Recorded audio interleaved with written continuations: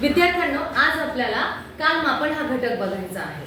कालमापनामध्ये आपल्याला तास, minute, second या गोष्टी आपल्याला बघायच्या आहेत आणि त्यावर आधारित कशा प्रकारचे प्रश्न असू शकतात त्याकडे लक्ष द्या.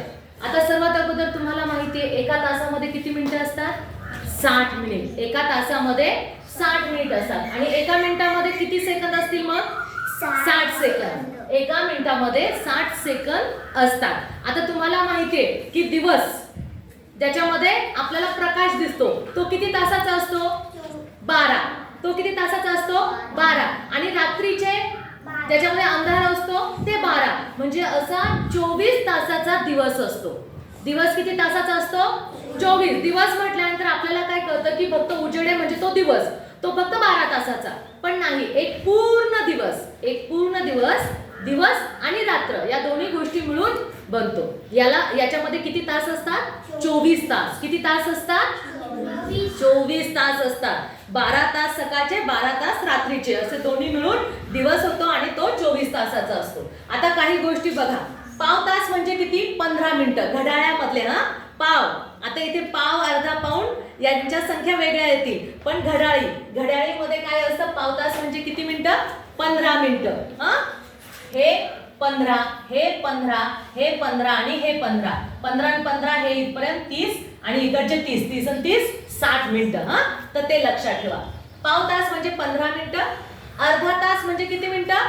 30 मिनिटं. आणि पाऊण तास म्हणजे किती मिनिटं? 45 मिनिटं. पाऊण तास म्हणजे किती?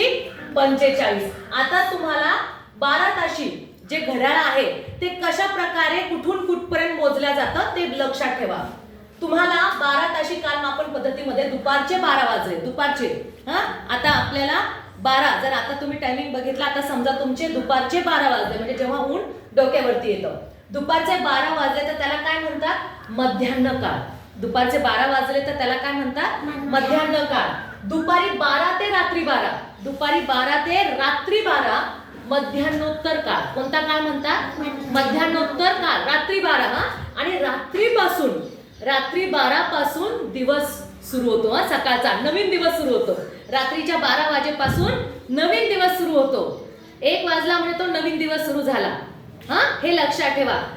आपण रात्री 1 म्हणतो पण ते सकाळी 1 असे सुरू होतात. रात्रीपासून बघा, दुपारी 12 ते रात्री 12 पर्यंतचा मध्यान्होत्तर काळ झाला आणि रात्री 12 ते दुपारी 12 पर्यंत तो मध्यान्ह पूर्व काळ झाला.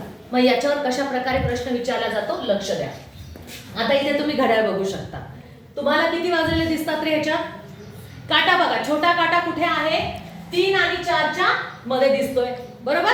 4ला पास केलं का त्याने पुढे गेला का? 4 पासून पुढे नाही, म्हणजे 4च्या मागे म्हणजे 3 वाजून 30 मिनिटं झालेले. किती? 3 वाजून 30 मिनिटं झालेले.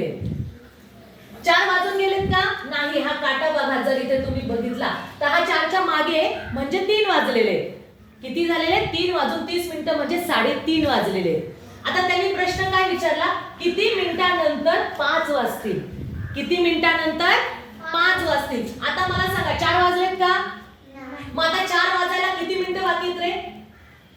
इथून तर इथपर्यंतचा किती मिनिटाचा काळ आहे?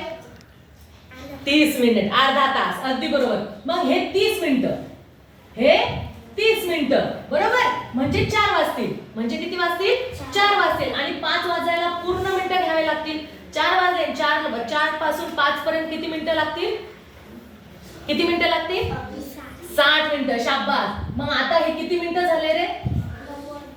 90 मिनिटं लागतील. किती मिनिटं लागतील? 3:30 वाजेपासून 5 वाजेपर्यंतला किती मिनिटं लागतील?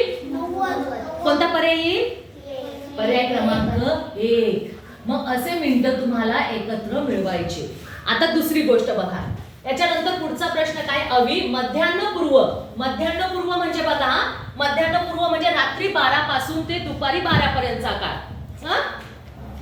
व मध्यान्ह पूर्व 10:30 वाजता अभ्यासाला बसला व मध्यान्होत्तर 1 वाजून 50 मिनिटं अभ्यास करून उठला तर त्याने